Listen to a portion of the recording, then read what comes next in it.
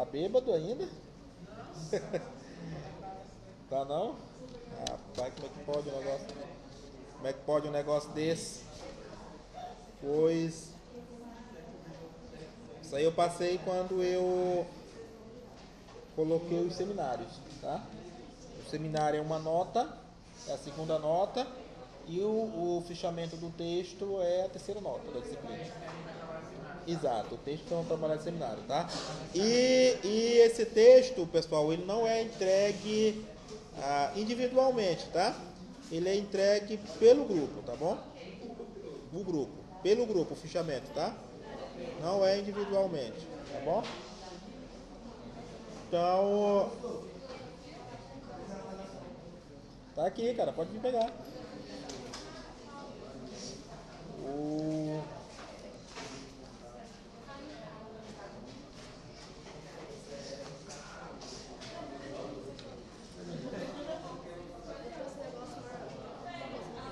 No final da aula a gente dá uma olhada. Viu? Por 20 minutinhos.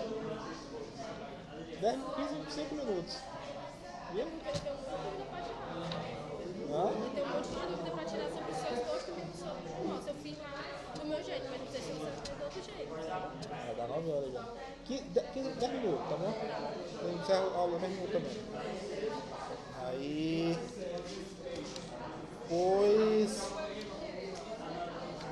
E... Tem alguma dúvida, pessoal, em relação ao trabalho? É hora de tirar, tá?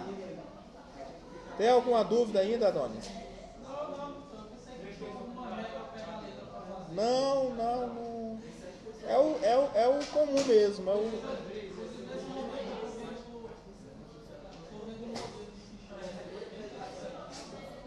Mas não vai correr atrás de coisa do outro mundo não, tá? O comum mesmo, sem estresse, tá? Tem vários tipos de fichamento, entendeu? Tem bem intenso, tem bem... A gente não vai ser cobrado para você desse tipo de resumo. Não, isso aí são formatos de como tu vai colocando as tuas ideias no papel. Então tu pode começar o fichamento com um ponto, daí tu faz 1.1, 1.1, tá? 1.1, 1.2, entendeu? Aí tu vai... A cada capítulo, digamos, tu vai fichar um livro, então a cada capítulo tu pode identificar ele com uma pontuação. Isso não tem uma regra não, tá? A regra que tem tu vai ter que tirar ideias principais do texto. É a base do fichamento, tá? E pessoal, vamos começar a aula, por favor? Senão desse jeito bagunça o sistema todinho. Viu? Então, como nós estávamos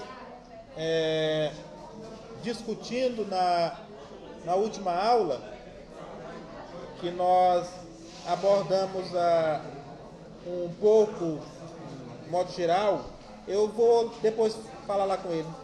Mas não tive tempo de ir lá falar com o rapaz. Tá? Mas agora não vai dar não, cara. Daqui eu vou direto. Entendeu? Mas eu vou passar lá, uma horinha. Certo. Beleza. Tá? Então, como nós estávamos falando na última aula,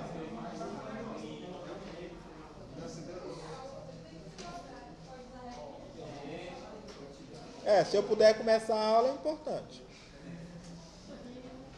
Se tiver como, posso? Tá? Então, como nós estávamos discutindo na aula da quarta-feira passada, né? Na verdade 2 aulas anterior, que nós abordamos um pouco em linhas gerais, né, acerca da filosofia de Platão, aí nessa linha, né, histórica do desenvolvimento do conhecimento filosófico racional do Ocidente, e aí onde a gente pegou esses 3 ícones da filosofia antiga como, digamos assim, a base sólida do desenvolvimento do conhecimento filosófico, né? Iniciando por Sócrates, chegando a Platão e tendo todo o fechamento na figura de Aristóteles, né, quem nós iremos discutir um pouco hoje sobre a filosofia de Aristóteles, que é uma filosofia extremamente interessante, né, do ponto de vista filosófico. Até hoje é considerado como um dos maiores filósofos da história, né, apesar de ter vivido aí há muitos séculos atrás, mas a filosofia de Aristóteles ainda é uma filosofia muito discutida a nível de contexto filosófico, tá? Então, muitas pesquisas em torno da filosofia de Aristóteles são desenvolvidas até hoje, abordando diversos contextos da filosofia de Aristóteles, desde a matemática até a filosofia política, passando pela ética, passando pela metafísica, passando pela poética, pela poesia, digamos assim. Então, é um filósofo que podemos dizer que tem um pensamento completo e que conseguiu, por meio de seus escritos, passear, tá, por todas as grandes temáticas que circundava o Ocidente, mais precisamente Atenas, na época da sua existência, do seu desenvolvimento enquanto intelectual, tá? Então, o Aristóteles ele nasce no ano de 384, tá? E falece em 322 a.C., né? mais precisamente nesse período aí. Nasce numa cidade chamada de Estagira, né? Um povoadozinho que pertencia à Macedônia Oriental, né? Pertencente ao reino macedônico, onde foi governado por Filipe I, depois pelo seu filho Alexandre Grande, Alexandre o Grande, né, que conquistou inúmeras terras, né, como toda a região grega, né, e depois expandiu-se até a Ásia, né, chegou até a África, né, a expansão do seu grande império, né, Império Alexandrino. Né. Então, o Aristóteles ele viveu, né, dentro desse contexto aí das grandes conquistas de Alexandre e ao mesmo tempo da derrocada do império grego frente, né, ao império de Alexandre, né, Alexandre o Grande. Com um pouco da biografia de Aristóteles, né? Então, com 18, mais precisamente 17, 18 anos de idade, o Aristóteles ele vai se mudar para Atenas, né, com a intenção de aperfeiçoar, né, a sua formação intelectual, que ele já vinha desenvolvendo em Estagira. No entanto, ele sente a necessidade de ir um pouco mais além, né, nessa busca pelo desenvolvimento da sua intelectualidade. E como Atenas, no momento, era o grande centro cultural e intelectual do mundo, né? Então praticamente todos os grandes intelectuais convergiam para a região de Atenas, né, na busca de aperfeiçoar cada vez mais a sua dimensão, assim, a sua dimensão intelectual. Então, ao chegar em Atenas, o Aristóteles depara-se com a efervescência do conhecimento filosófico que estava sendo desenvolvido em Atenas, mais precisamente por Platão, né, que já havia fundado a academia, né, e, no entanto, o Aristóteles vai se internar, né, na academia, digo, internar no sentido de vai se torna um estudante da academia platônica, e aí posteriormente um dos principais colaboradores da academia e principal discípulo de Platão, tá? O Aristóteles vai se tornar, na verdade ele chega na academia já com uma gama de conhecimento muito alta, principalmente na questão da matemática, da geometria. Tá? Então ele chega com uma bagagem muito extensa e de imediato o Platão se encanta com todo o conhecimento que o Aristóteles trazia na sua bagagem, né? E a sede por desenvolver esse conhecimento cada vez mais, né? Então, logo ganha a afeição de Platão e se torna, digamos assim, o seu braço direito dentro da academia. E lá na academia ele vive por 20 anos, né, da sua vida. Então, com 18 mais 20 anos, 30, aos 38 anos de idade, o Aristóteles ainda estava na academia de Platão. Quando chega no ano de 343 a.C., que o reino grego, né, e Atenas e todas as outras regiões da Grécia é invadida por alguns reinos, o Filipe I, que era rei da Macedônia, convida o Aristóteles para se tornar Filipe II, convida o Aristóteles para se tornar uma espécie de guru do seu filho Alexandre, que seria futuramente o imperador da Macedônia. Daí o Aristóteles ele aceita o convite feito pelo Filipe II e se torna o preceptor de Alexandre. Seria uma espécie de mestre, uma espécie de professor, tá? Assim como os sofistas foram anterior ao Aristóteles, tá? Então, quando se torna preceptor de Alexandre, e aí o jovem Alexandre, ele digamos assim, vai desenvolver uma grande estima por Aristóteles, assim, uma espécie de elo entre um pai e um filho, né? Ao ponto do Alexandre desejar passar a maior parte do seu dia ao lado de Aristóteles, ouvindo as histórias de Aristóteles e assimilando todo aquele conhecimento que o Aristóteles tinha para lhe passar. E aí, quando o Alexandre torna-se rei, imperador da Macedônia, com a morte de seu pai, né, e aí por ter grande estima em relação ao Aristóteles, né, ao considerar um grande sábio e mestre, ele doa um terreno, né, um hectare de terra para o Aristóteles, para que ele pudesse construir o seu local de pesquisa, né, digamos assim, a sua universidade, né, em palavras contemporâneas, para que ele construísse a sua universidade. Daí, em 335, o Aristóteles cria o famoso Liceu, né, Liceu Aristotélico, né, e aonde ele passa a desenvolver as suas pesquisas juntamente com os seus alunos, né, que serão conhecidos por frequentar o Liceu, até eu já havia falado para vocês numa aula anterior,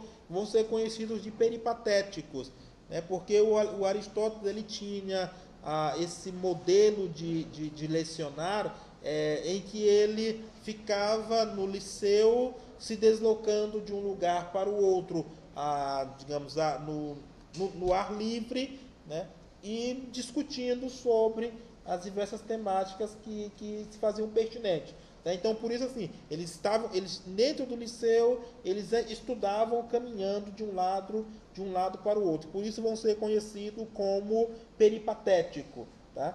E ainda mais, né, esse termo peripatético se remete ao termo peripáticos, né, que eram as terras aonde o Alexandre destinou para que Aristóteles construísse o seu local de estudo. Ele era cercado por inúmeras colunas, né? E aí o Aristóteles ele não quis se desfazer da estrutura que o terreno já oferecia.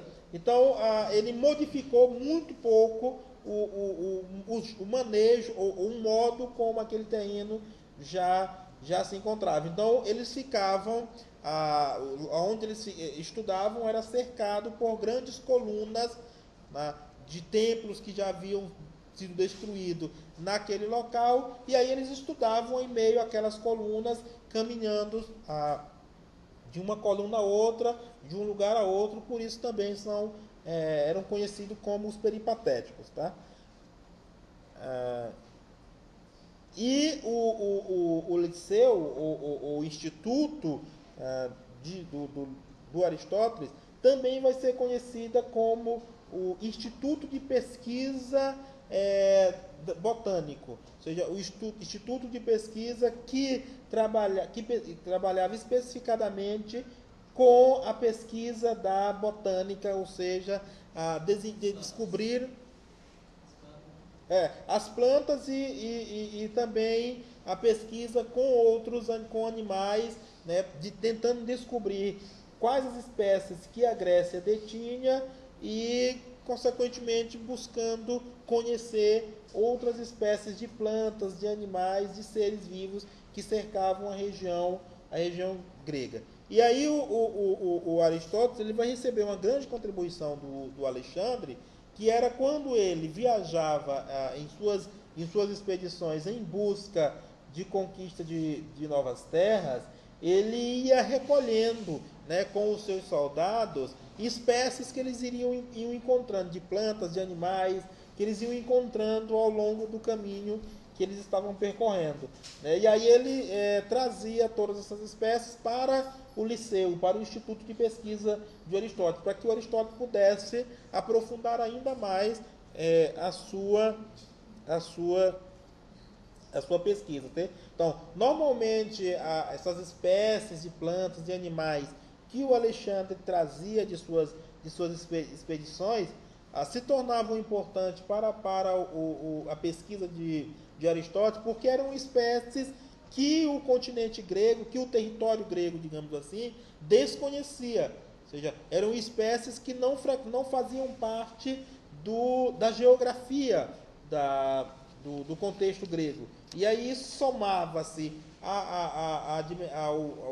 ao contexto geográfico da Grécia e, consequentemente, o Aristóteles tinha a oportunidade de desenvolver cada vez mais a sua pesquisa. Tá? Então, ele permaneceu. E esse liceu, por curiosidade, ele é construído na Grécia. Tá? Porque quando Filipe II morre e assume Alexandre o Grande, e aí ele passa a expandir cada vez mais o Império Macedônico, e aí conquista a região grega como um todo, né? o Aristóteles retorna para a Grécia com o Alexandre, e aí lá na Grécia o Alexandre doa esse terreno para que o Aristóteles pudesse construir a sua escola. Então, o Liceu Aristotélico ele foi construído mais precisamente na Grécia e mais precisamente ainda em Atenas. Tá?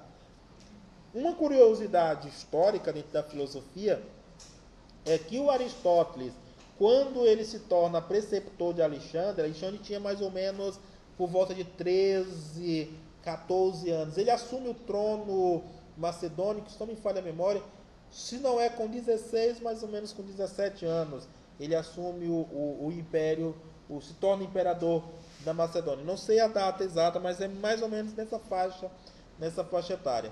E aí, quando o Aristóteles ele se torna preceptor, ou seja, mestre de Alexandre, já desde esta época, o Alexandre sempre teve isso, vocês até podem assistir depois o filme O Alexandre o Grande, vai lá ter um momento dele, da infância dele, e que tem algumas passagens dele com o Aristóteles, né? O Aristóteles instruindo o Alexandre nas ciências da natureza, matemática, astronomia, etc. e tal. E aí tem um momento em que o Aristóteles ele pede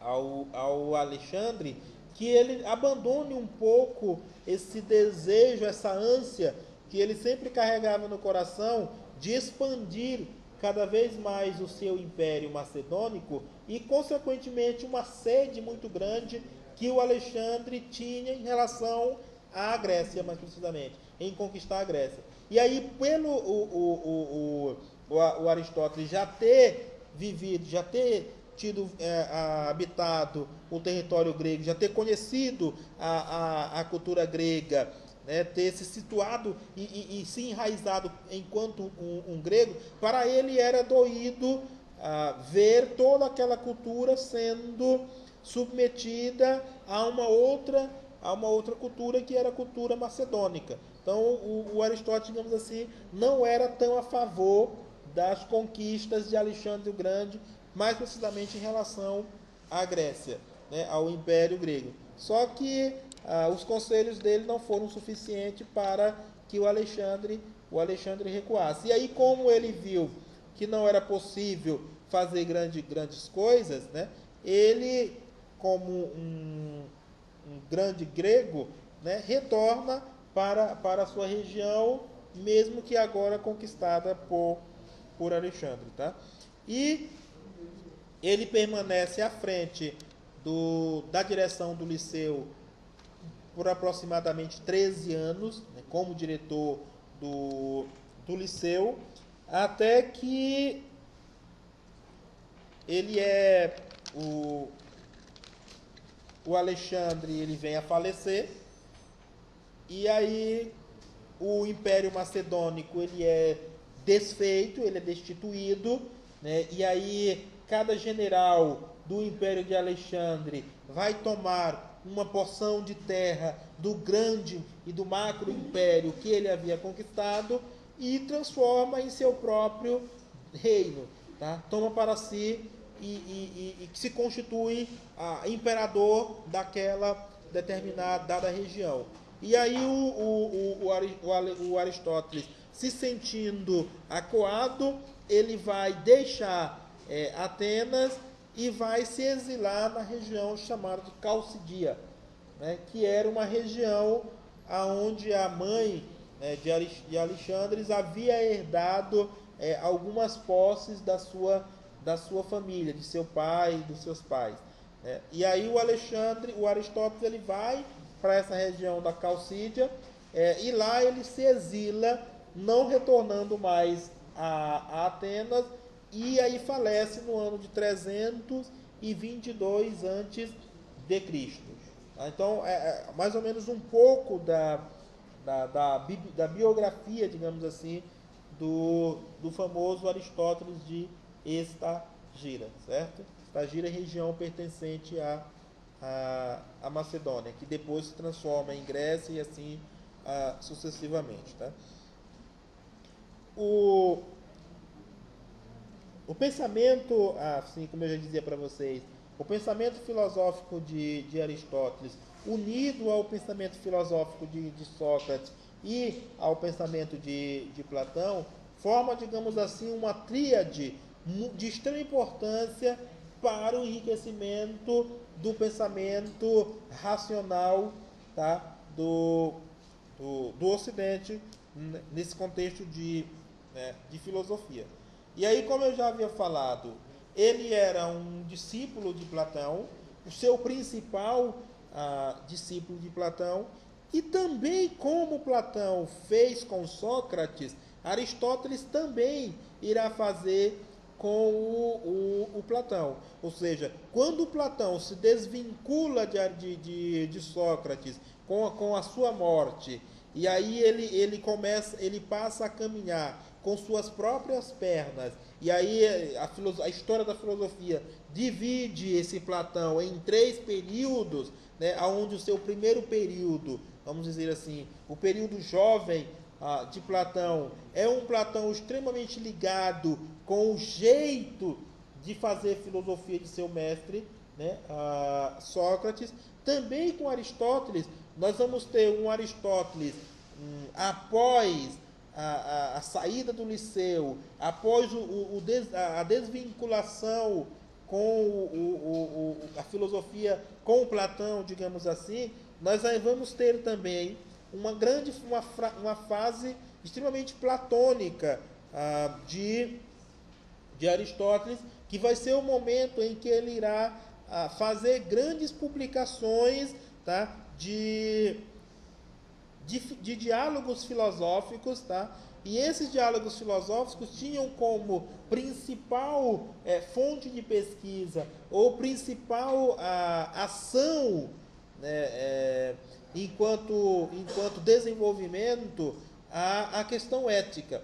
Assim também como o Platão, na sua última, digamos assim, ou na sua fase mais madura e autônoma, vai trabalhar também especificadamente com essas temáticas voltadas mais para a dimensão, né, para a dimensão ética. E aí o Platão, o Aristóteles, ele segue também essa mesma vertente, né, de, num primeiro momento da sua independência filosófica, digamos assim, quando ele deixa de ser discípulo e aí se torna mestre, né, e mestre de um grande homem da história, né, que é o Alexandre. Consequentemente também ele vai sentir a necessidade de desenvolver um caminho oposto, respeitando obviamente o caminho que foi traçado pelo seu mestre Platão, mas construir a própria linhagem filosófica dele, né? Nesse sentido aí, construir o seu próprio alicerce filosófico com as suas próprias perspectivas e convicções filosóficas, né? Com a sua maneira de conceber o desenvolvimento do conhecimento e da racionalidade, né? Um exemplo, digamos assim, contemporâneo e que está inserido no nosso meio automaticamente quando nos tornamos pais, tá? A nossa intenção normalmente num primeiro momento, repassar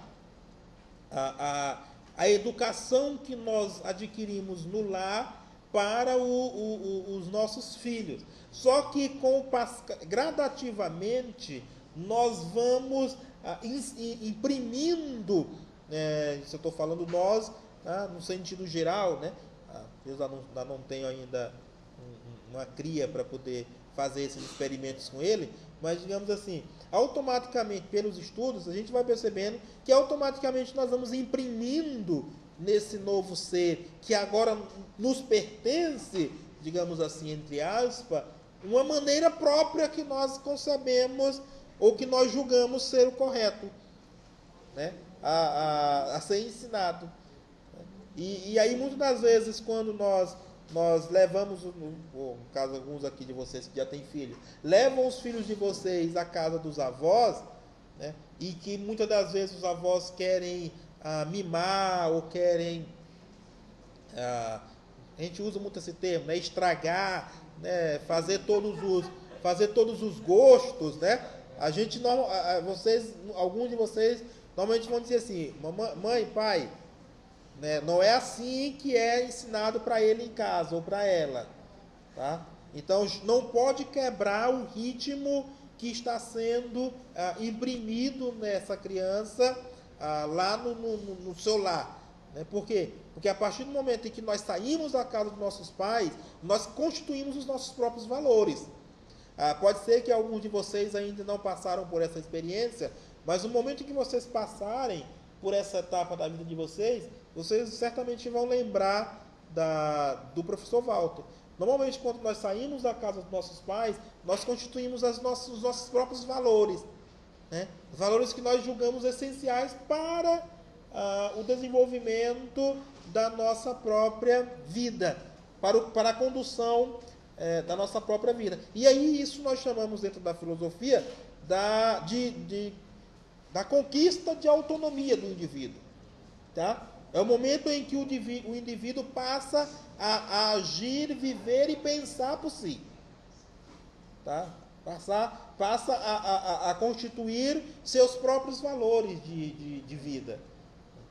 E aí, quando isso é uma constatação, é fato comprovado, normalmente quando você viaja e passa 5, 6, 7 anos distante de casa, e aí você regressa para o seio da sua família, você, consequentemente, ao chegar, tem um choque. Tá? Choque do quê? Choque de ideias. As ideias já não convergem mais, porque os pais, normalmente, eles permanecem, digamos assim, estagnados no tempo. Né? E, normalmente, você evolui. Né? Você avança algumas etapas, né? da sua vida. E aí, quando você retorna, normalmente os pais tendem a confundir aquele que voltou como aquele que foi um dia. E normalmente os choques acontecem bem aí. Né? Então, aquele que foi um dia e que é agora, normalmente já não constitui mais para si o hábito de sair e dizer: mãe, pai, eu vou na casa de fulano. Ou mãe, pai, eu vou comprar tal coisa. Ou mãe, pai, eu volto daqui a 10 minutos. Tá? Então, por esse já ter desenvolvido uma identidade própria, né, por já ter desenvolvido uma personalidade própria, normalmente, quando estava morando em outra região, com seus próprios valores, saía, chegava e saía, sem a necessidade de dar satisfação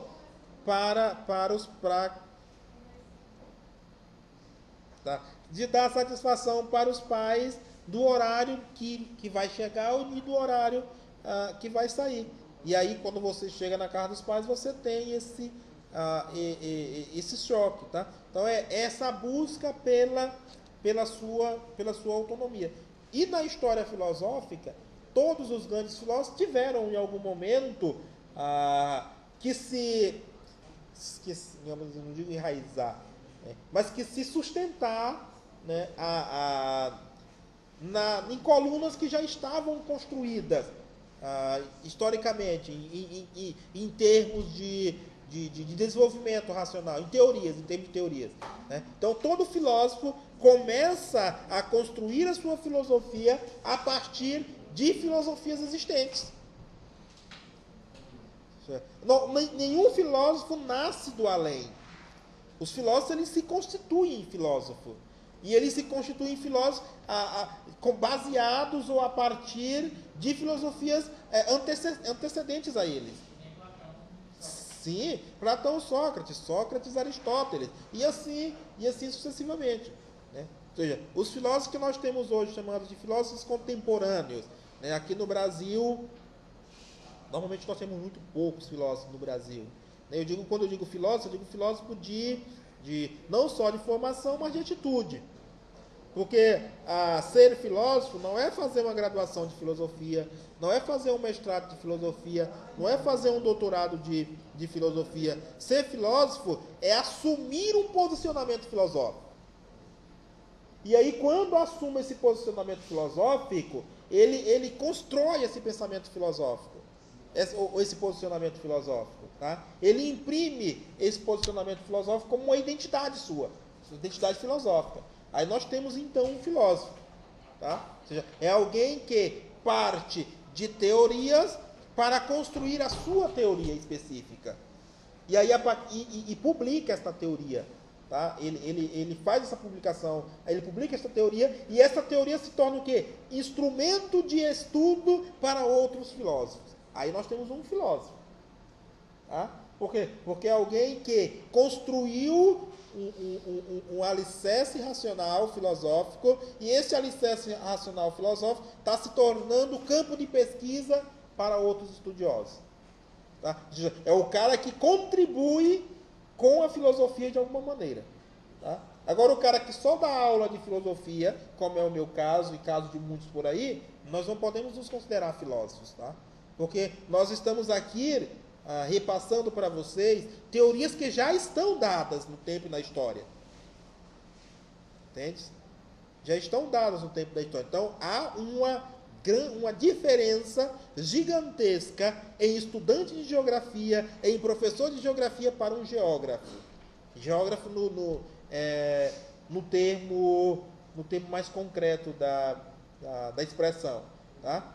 Todos são estudantes de geografia, mas não podem considerar-se geógrafos, tá? Na acessão da ação, da função que o geógrafo desenvolve dentro do conhecimento. Em linhas gerais, né, vou ler um pouco aqui para vocês. Em linhas gerais, Aristóteles apresenta-nos diversos tratados ou diversos escritos, cada um dos quais se concentrando em torno de uma determinada área do conhecimento. Então, o Aristóteles, digamos assim, podemos considerá-lo como o primeiro filósofo a sistematizar a filosofia dentro de linhas de atuação do conhecimento filosófico. Não sei se deu para... Porque até então, todos os filósofos tratavam da filosofia numa dimensão macro. Como se a filosofia fosse um grande conhecimento abarcador de todos os outros conhecimentos. E aí, com o Aristóteles, né, já inicia lá com o Platão, mas ainda muito vazio, muito vago. Tá? Mas é mais precisamente com Aristóteles que a filosofia, Anderson, ela ganha divisões de atuação. Tá? Assim como, e aí a partir de então, quando surgem os ramos do conhecimento, as outras áreas do conhecimento, tá? E aí essas outras áreas do conhecimento também vão trilhar esse caminho, vão refazer o caminho feito por Aristóteles, que é se subdividir. Tá? Se subdividir. Porque com os primeiros filósofos, estudava-se tudo como sendo reflexão filosófica. Não sei se vocês estão conseguindo aqui acompanhar o que eu estou querendo dizer. Se discutia tudo, tá, num macro sistema filosófico. As palavras estão assim meio né?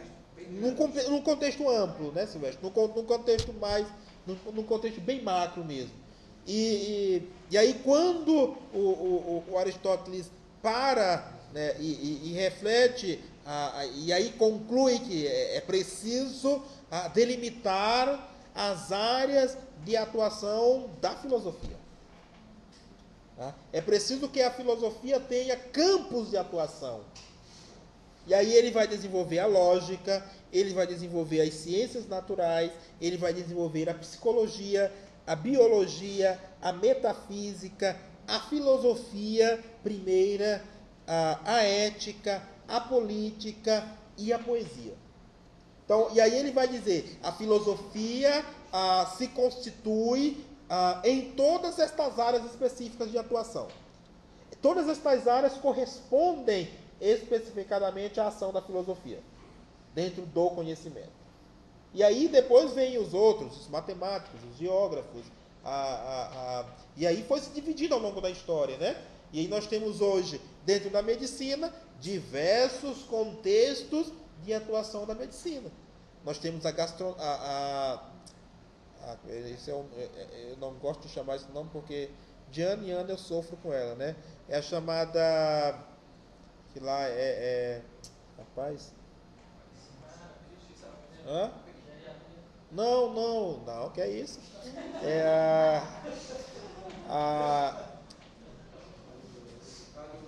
Não, a cardiologia não foi, não. É o exame do estômago, rapaz. A endoscopia é a gastroenterologia. Então a medicina ela foi se desenvolvendo, se especializando em diversas áreas, mas que todas estas áreas convergem para o contexto macro. E o contexto macro é a medicina. Entende isso aí? Daí você vai ter a pediatria, daí você vai ter a psicanálise. Isso, é correto, exatamente, tá? Então percebam aqui, pessoal, o que eu quero sempre dizer para vocês. Quem que vai me arrumar uma água aí? É o que eu quero sempre dizer. Mas me diga uma coisa, então foi Aristóteles. Aristóteles, o primeiro a fazer essa sistematização. E ele faz essa sistematização a partir da filosofia propriamente.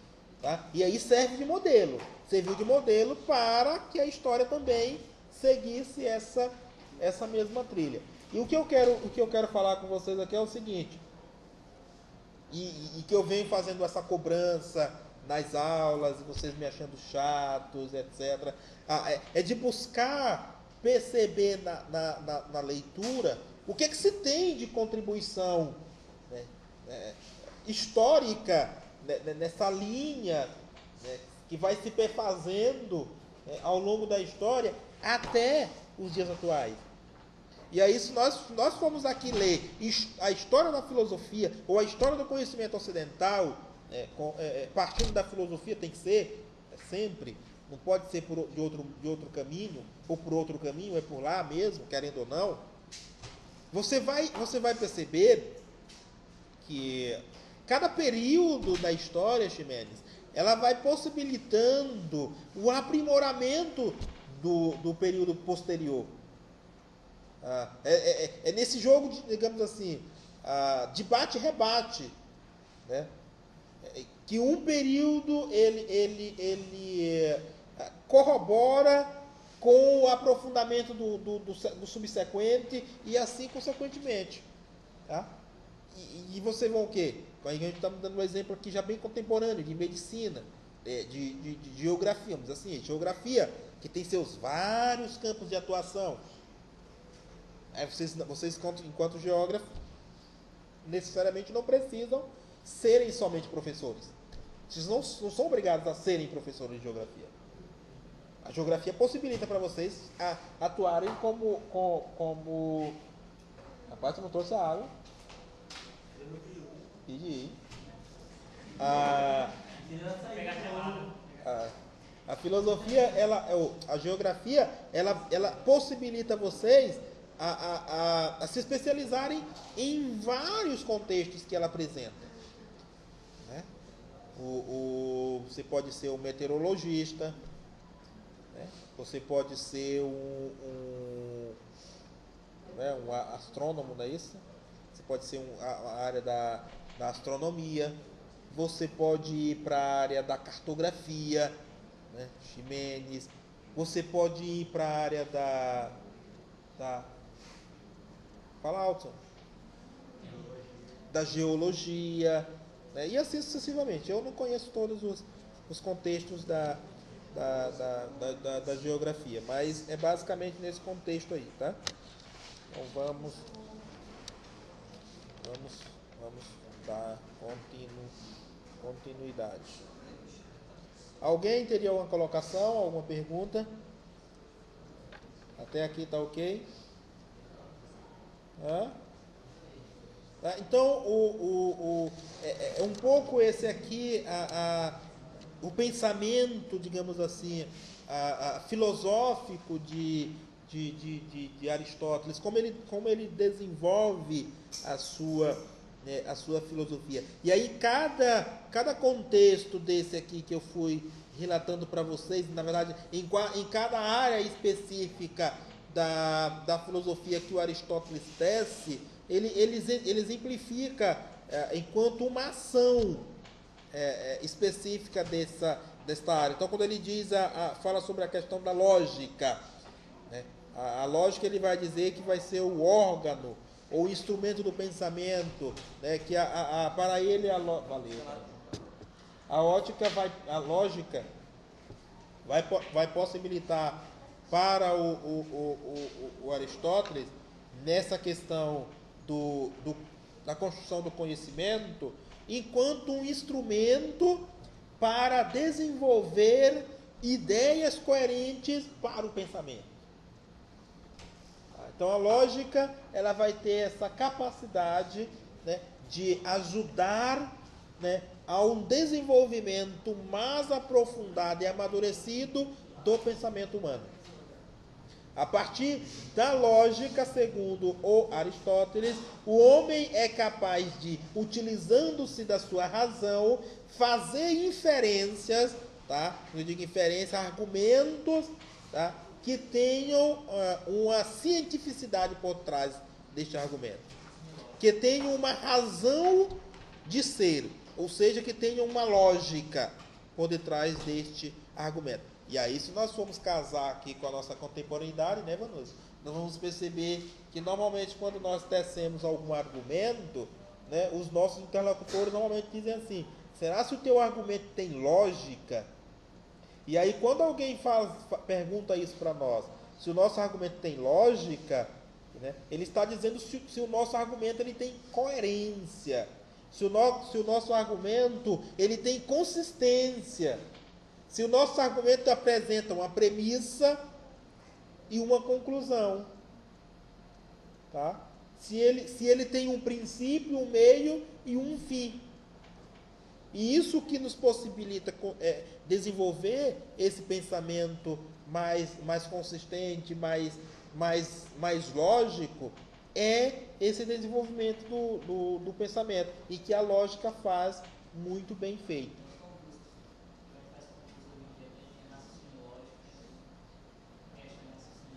E aí, será por que isso? Saberia me dizer? Porque na maioria dos concursos, e principalmente os concursos de nível médio, normalmente os concursos de nível médio, eles pedem conhecimentos lógicos, raciocínios lógicos. Será por quê? Mas eu acho que é puramente para mencionar a capacidade de raciocinar do indivíduo. Né? Puramente isso. Puramente isso. Eu acho Exato. que nas áreas mais, digamos assim, distintas, né? Uhum. As áreas mais diversas. Eu acho bem interessante. Sim. Isso aí. E para a gente isso é novo, né? Isso é novo. Só novo, exatamente. Muito novo. E exatamente porque a maioria dos concursos de nível médio, e por serem áreas de atuação como auxiliar administrativo, assistente operacional, a técnico de TCE, o técnico de Tribunal de Justiça, essas coisas e tal. Essa coisa assim, na maioria das vezes são vagas que são ocupadas por a grande porcentagem de jovens saindo do ensino médio. E aí, como esses jovens que estão saindo do ensino médio vão trabalhar nesses órgãos, nessas instituições específicas, é necessário que se faça uma medição do nível de racionalidade com que esse jovem está entrando no serviço, né? Especificadamente naquela área, né, específica de atuação. Imagine só o cara de 18 anos passa no concurso do TRE, Tribunal Regional Eleitoral, e faz todos os testes, etc. e tal. E aí chega lá no emprego, no desenvolver das suas funções, o cara apresenta-se como uma pessoa extremamente desequilibrada, emotivamente, psicologicamente, enfim. As atitudes do cara não condizem com a função que ele está no momento agora exercendo. Então, por isso, todo um cuidado, né, na colocação desse cidadão naquela função específica. Daí você passa por testes psicológicos, daí é pedido para você exames de diversos níveis, né, diversas especificidades, para atestar a sua idoneidade naquela função que você vai exercer, para atestar a sua capacidade mental de até mesmo de suportar pressões que irão surgir no desenvolver da sua função.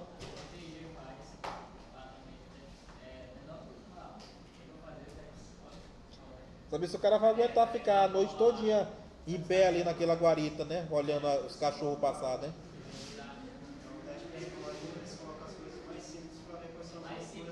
Com as loucuras. Ali eles descobrem. É verdade.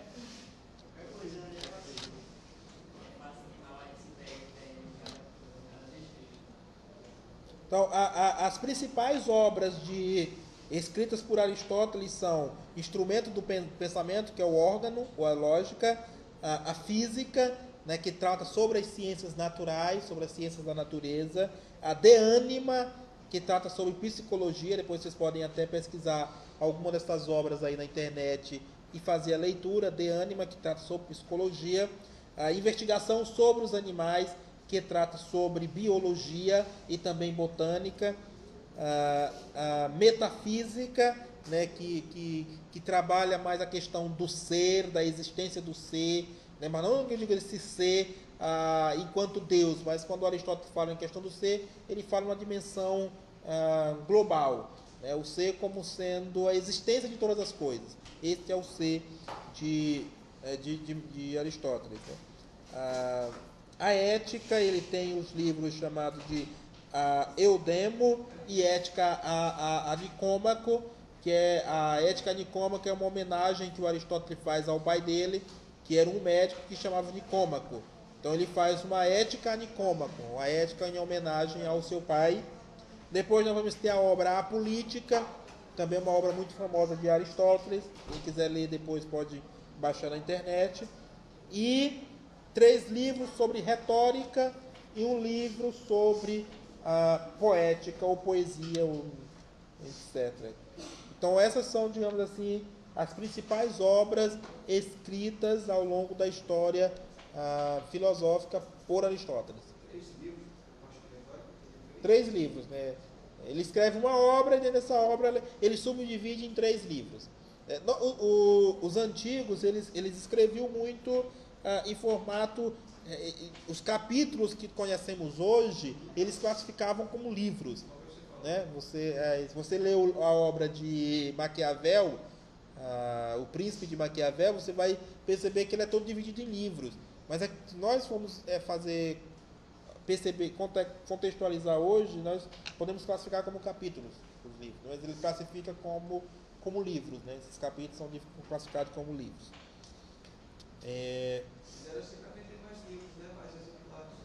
Que uns volumes, né, gigantescos, volumes muito.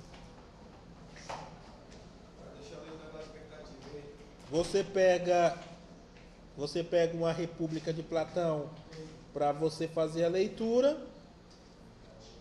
É um livro assim que você cansa só em olhar. Você olha e já desiste. Você não vai nem para o resumo do livro. Porque o resumo você já percebe que é uma leitura, né, extremamente cansativa, né? Muito cansativa. Então, vamos somar mais um tópico aqui. Nós vamos descansar um pouco hoje.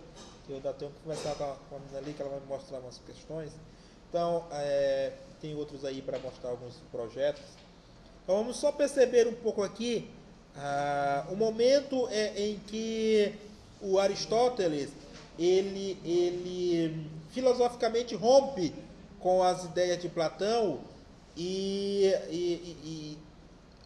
constitui a sua própria concepção de mundo, a sua concepção de conhecimento, né, nessa pegada que a gente está traçando aí.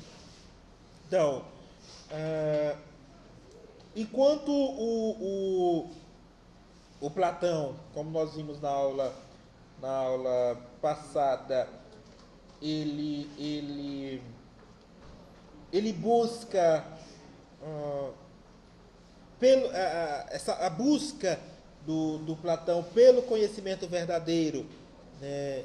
Na verdade, ele procura nos forçar, como a gente viu na aula anterior, a superarmos a ideia da experiência do sensível, né? Quando ele né, Aline? Quando ele classifica o inteligível ou o mundo das ideias ou o mundo das ideias puras, né, como o que é verdadeiro, né, enquanto que esta realidade presente, perene, digamos assim, material, das percepções sensíveis, dos nossos sentidos, que nós estamos percebendo, sentindo, vendo, tocando, são para Platão ideias vazias, né, ou apenas ilusões, né, da nossa consciência, né, enquanto que para Platão isso não era o conhecimento verdadeiro das coisas. O que nós estamos vendo são somente simples aparência da verdadeira ideia de cadeira, de mesa, de computador, de capacete, de homem, né? Todas essas coisas elas encontram-se verdadeiramente em um outro plano, e aí o Platão chama este outro plano de mundo das ideias, o mundo inteligível, para o Aristóteles, que vai contrariar, tá, este posicionamento de Platão, e aí ele dirá, né, que é justamente pela percepção sensível, pela experiência sensível, que o conhecimento se dá. Então, enquanto que o Platão ele nega a experiência sensível, ele nega esse mundo aparente, o Aristóteles ele afirma na sua filosofia que este mundo aparente aqui, do qual nós estamos inseridos, é o verdadeiro, é onde se dá o conhecimento verdadeiro. Então, para ele, nada existe no intelecto que não seja dado ou que não tenha passado pelos nossos sentidos. O professor está meio assim, bagunçar essas ideias. Vamos recapitular, ou vamos simplificar a situação aqui. Digamos que para o Aristóteles, tudo aquilo que nós concebemos intelectualmente ou conscientemente é porque, para ele, nós já experienciamos materialmente tais coisas ou tais ideias. E só a partir de então é que nós concebemos estas ideias na nossa inteligência, no nosso intelecto, na nossa consciência, digamos assim. Tá? Então, o Aristóteles, vamos dizer que ele parte da terra ao céu, enquanto que o Platão ele vai do céu à terra, né? Neste jogo dialético de interpretações de ideias. Tá? Enquanto que para o Platão existe um dualismo entre mundo sensível, né, e mundo inteligível, para o Aristóteles existe uma convergência, né? Ou seja, ambos eles se vamos ver, me ajudem aí, pessoal. Vocês que são bons aí não, eles não é que eles se encontram, não se confrontam, né? Na verdade, eles se equiparam, né, em dimensão de ação concreta. Não seria uma divergência, enquanto que para o Platão é uma divergência, há um dualismo. Tá? Para o Aristóteles é totalmente diferente. Tá? No caso, vamos dizer que... Olha, eu acho isso muito interessante. Vai lá. Assim, o ser humano, para criar algo, ele tem que sentir aquela necessidade. Isso, correto. Ele vai ter que ter uma dificuldade, vai ter que superar a dificuldade. Correto. Ele vai criar, né, algum artifício para que se supere a dificuldade, ou que venha suprir uma necessidade. Exato. Agora, o que eu entendo, desde que eu comecei a raciocinar, é que primeiro o homem vê as coisas mentalmente no papel, para depois então dar vida ao que é aquela tal coisa. Né? Agora, o processo de não se dar isso é o exemplo da discussão, né? Onde Platão diz que primeiro as coisas têm o mundo das ideias, né? Que seria o quê? Seria mentalmente. Exato, né? exato. Seria mentalmente. E já o Aristóteles diz que primeiro eu tenho que ver algo para tentar fazer algo parecido, algo melhorado. Exato. Algo, customizado para a gente.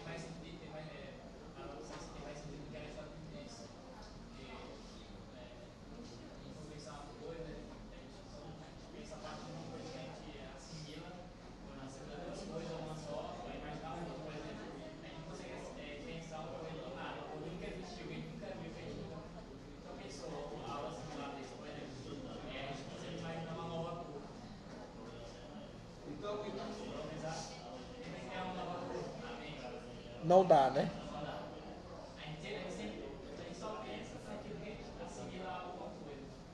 Se você misturar algumas cores, pode ser que saia alguma nova cor, né? Você experimentá-la, experienciá-la nesse sentido aí. Tem sentido, tem lógica. Mais alguém? Ximenes, colabora? Pode falar. Ah, Voltando aí pro nosso aqui, eu acho que a história em si reflete a maioria do que é hoje, né? Que esses dois homens fizeram para a história, né? Acho que até hoje a gente vive nesse momento deles. sim, não tenha dúvida disso não. Com certeza.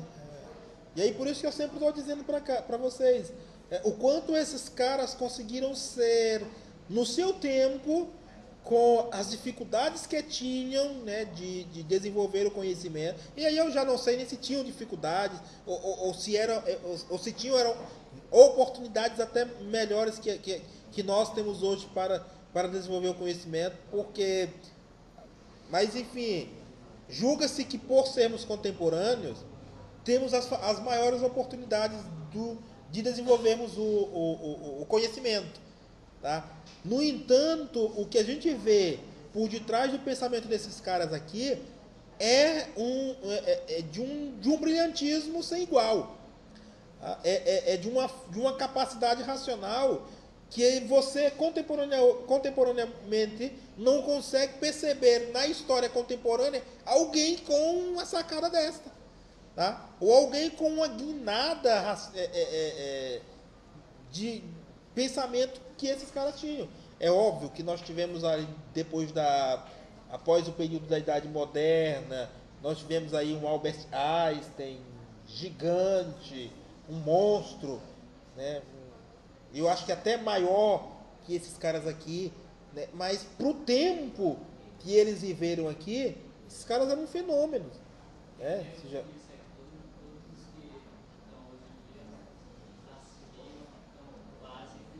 Sim, está. Esse é um acompanhamento histórico, né? Então, ainda nessa questão aqui da experiência, então, para o Aristóteles, tá? Se não percebemos empiricamente as coisas, tá? Se nada é percebido empiricamente, então, consequentemente, para o Aristóteles, nós não podemos entender ou compreender coisa alguma, somente por meio da nossa racionalidade. Então, o que ele está querendo dizer com isso? É que, primeiramente, nós precisamos da experiência sensível da água, digamos assim, tá? Nós primeiro precisamos ter um contato com a água para sabermos quais efeitos a água determina no nosso dia a dia, no nosso organismo, né? Qual a função que ela exerce concretamente na vida dos seres vivos. Não dá, então aí, para ele não tem como pensar essas funções da água sem que antes tivéssemos ou tenhamos a experiência concreta de vivenciar as ações da água, concretamente. Aí, só a partir dessa experiência, desse contato primeiro com a água, é que nós podemos inferir as características que a água desenvolve a partir da experiência sensível que nós tivemos com ela, tá? Concretamente. Pode falar.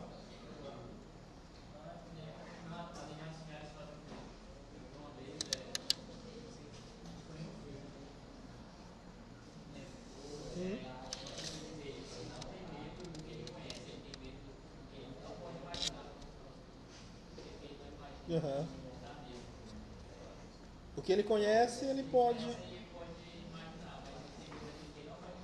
Exato. O que ele não imagina não quer dizer que não exista, né? Por isso mesmo. Pode ser que esteja em algum lugar. Ele ainda não experienciou, né? E por isso causa medo, né? Eu vi isso aí na fala do Biel, achei muito interessante. De? Uma das falas do Biel, para dar a introdução antes de eliminar alguém, né? Não gosta do Bial, não gosta? Não, porque o bicho E ele falou, cara, o fato de você não acreditar, de você negar, não quer dizer que essa coisa não existe, né? O cara falou, fato. Mas essa questão aí do Platão, aí, só que isso que fica. conhecido, você tem que sentir, e a questão também do mundo das ideias. Se fosse para trazer quem mais acertou, quem mais errou, como é que ficaria hoje nós dando a nossa opinião sobre isso? Porque o Sócrates discorda, né? O Aristóteles. O Aristóteles discorda. De Platão. De Platão. Então, e você mencionou que... Não, na verdade, me corrigindo, não é nem que o Aristóteles discorde do Platão. A questão é que o Aristóteles, ele também concebe as duas realidades, mas diferente do Aristóteles, ele inverte o caminho, porque assim, ambas as correntes buscam o que especificadamente? O conhecimento verdadeiro das coisas, né, do todo. No entanto, a diferença que nós podemos encontrar aí em Platão e Aristóteles é que o Platão, ele é um pouco mais ferrenho e duro, no sentido de que para o Platão o mundo sensível, tá, não tem um peso concreto nas nossas decisões quanto o mundo inteligível. Por quê? Porque para o Platão é o mundo inteligível que determina o mundo sensível. Determina o mundo sensível. Então existe uma espécie de superioridade, existe uma hierarquia entre as duas realidades, tá? O que é concebido na experiência, tá, são simples sombras ilusórias ou ilusões daquilo que verdadeiramente encontra-se no nosso intelecto, ou seja, no mundo das ideias, né? No mundo das ideias puras, né? No mundo das ideias verdadeiras. Aqui são ideias falsas. Tudo isso que nós vivemos são ideias falsas. O Aristóteles não. O Aristóteles vem e diz, pode até ser que o mundo das ideias tenha o seu significado, tenha a sua importância, mas não é por ter a sua importância que o mundo sensível está relegado ao ostracismo. Ostracismo em que sentido? Que são palavras contemporâneas minhas mesmo. Está religado ao ostracismo em que sentido? Está religado ao abandono. Por quê? Porque também o mundo sensível tem a sua importância. E aí Platão e o Aristóteles, e talvez até mais importante que o mundo inteligível. Por quê? Porque nós só podemos conceber o mundo inteligível se nós primeiro concebemos o mundo sensível. Tá? Ele era um cara mais da matemática, assim, meio... Ele era bem sincero. Então ele vai dizer ainda o quê? A fonte do conhecimento seria, portanto, a própria experiência sensível. Então, o conhecimento se dá, primeiramente, para Aristóteles, na experiência sensível. É considerada essa experiência sensível, por Platão, uma fonte de ilusão. Enquanto para Platão, o mundo que nos circunda é fonte de ilusão, tá? Que nos distancia do mundo verdadeiro, que é o mundo das ideias, para o Aristóteles, o mundo sensível é onde, de fato, o conhecimento verdadeiro se dá, onde o conhecimento verdadeiro acontece concretamente, certo? Nós vamos ficar aqui, tá? Na outra aula a gente continua a discussão sobre Aristóteles. Tem outros pontos ainda aqui, tá? Vocês estão